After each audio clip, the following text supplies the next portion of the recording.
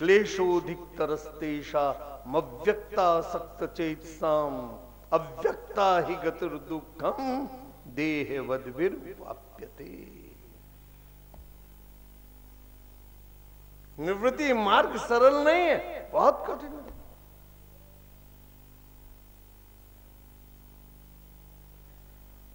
गृहस्थ में रहते हुए आसान है प्रभु को प्राप्त करना, और संन्यास या उदासीन मार्ग में रहकर उसको प्राप्त करना बड़ा मुश्किल है, बहुत मुश्किल है। अगर एक क्षण के लिए भी हम प्रवृत्ति में आ गए तो अटक गए।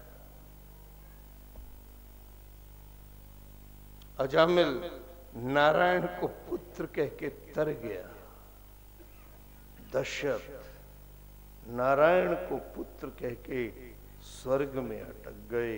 राम राम कही राम कही, राम राम कही राम, तनु परिहरि रघुबर विरय, राव गयो सुरधाम, राव गयो सुरधाम।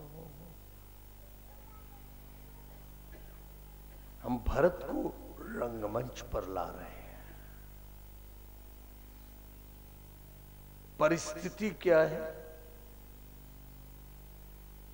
राम का वनगमन हो गया और महाराज दशरथ की मृत्यु हो गई, स्वर्गवास हो गया। अयोध्या का सिंहासन यह खाली पड़ा है।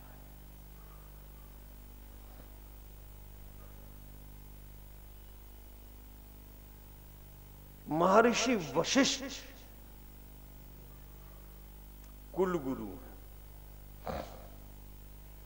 आज कुलगुरुओं की परंपरा खत्म होती जा रही है। सब खुशी खुशी हो गया ना आजकल।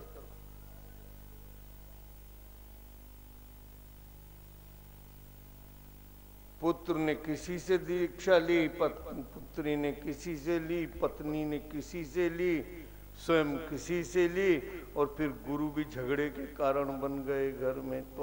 त्वाडा गुरु और साडा गुरु और माडा गुरु बस।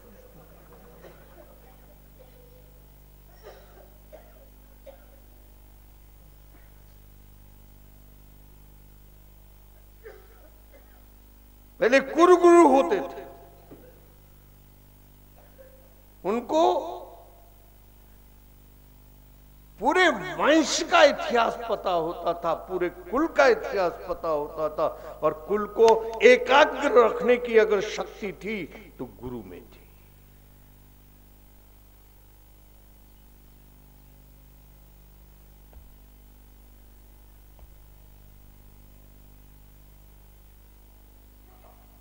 अब जब तो कोई किसी का शिष्य होगा, कोई किसी का शिष्य हो गया, कोई किसी का शिष्य हो गया, तो कुल तो बट गया।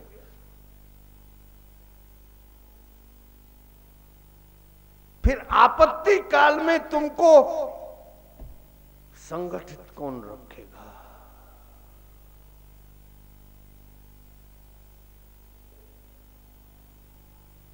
राम का वनगमन, महाराज दशरथ की मृत्यु,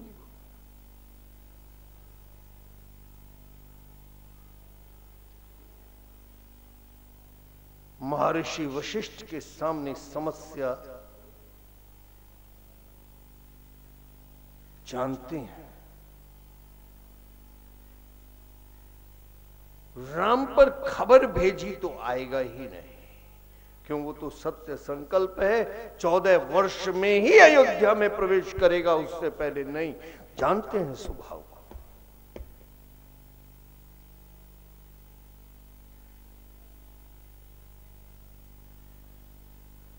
और भरत को भी ये खबर भेज दी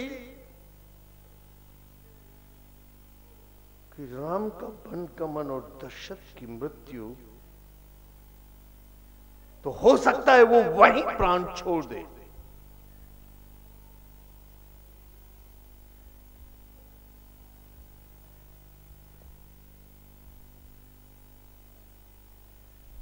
जानते हैं, स्वभाव को जानते हैं।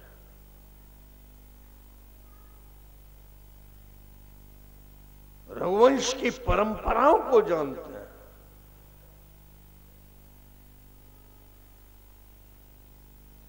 जब पिता दशरथ ने पुत्र के वियोग में प्राण त्याग दिए, तो पिता और भाई के वियोग में भरत प्राण नहीं त्यागेगा क्या? और ऐसे प्राण न निकले तो हो सकता है चिता में प्रवेश कर जाए वो ननिहाल में। ये बात वशिष्ठ जानते हैं। इसलिए दूतों को बुलाया और उन्होंने कहा, इतना कहो भरत सन जाई, गुरु बुलाई पैठे दो भाई। भरत से केवल इतना ही कहना है कि गुरुजी ने दोनों को बुलाया, और कुछ नहीं कहना।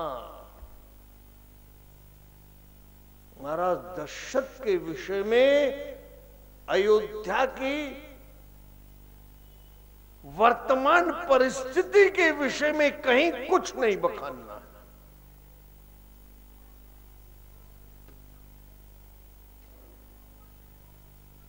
It is not the death of an ordinary man, it is the death of a king. किसी साधारण व्यक्ति की मृत्यु नहीं है, राजा की मृत्यु है। और जब तक राजा का उत्तराधिकारी नहीं आ जाता, तब तक राजा की मृत्यु घोषित नहीं की जा सकती।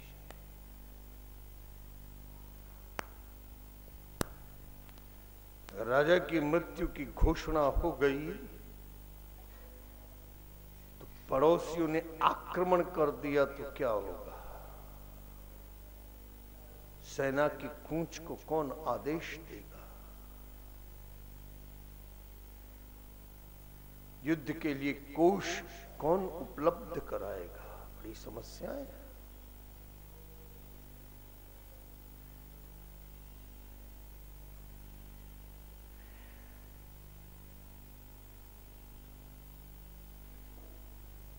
जिस समय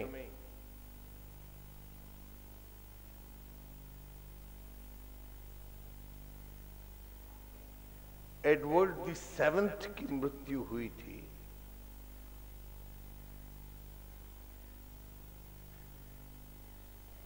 जॉर्ज पंचम की मृत्यु हुई थी, तो उनका पुत्र एडवर्ड, वो एक ब्रिटिश नेवल फ्लीट में कोयले झोंक रहा था। आज भारत की समस्या क्या है? नेताओं के लिए कोई ट्रेनिंग सेंटर नहीं है, इसलिए राज्य चरमरा रहा है।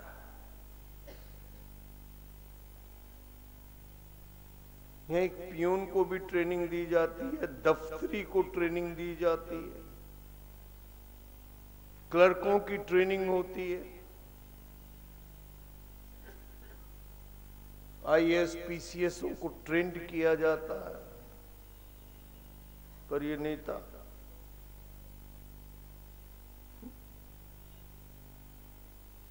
हमारे मध्य प्रदेश की एक घटना है।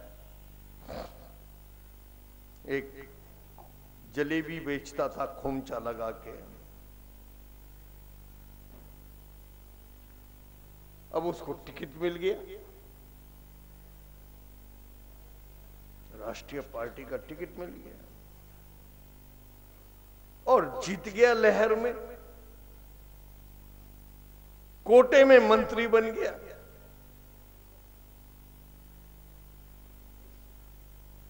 जब घर में प्रवेश किया मंत्री,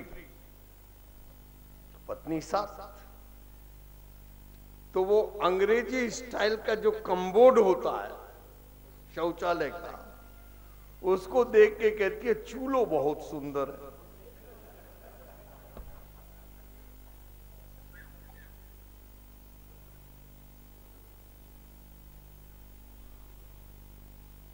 हाँ, ये मैं कोई उसकी बात नहीं कर रहा, कोई मजाक की बात। हरियाणा की घटना है, एक को डिप्टी मिनिस्टर फॉर एजुकेशन बना दिया गया। वो एक स्कूल में विजिट करने पहुंच गए, ये शिक्षक का है। उन्होंने कहा साहब क्लास ले रहा है, ये कहाँ है क्लास ले रहा है, ये कहाँ है क्लास ले रहा है। कहते कहते प्रिंसिपल ने एक के लिए कह दिया पीरियड लेने गया है। स्कूल टाइम में पीरियड लेने गया है, क्यों? सस्पेंड करो।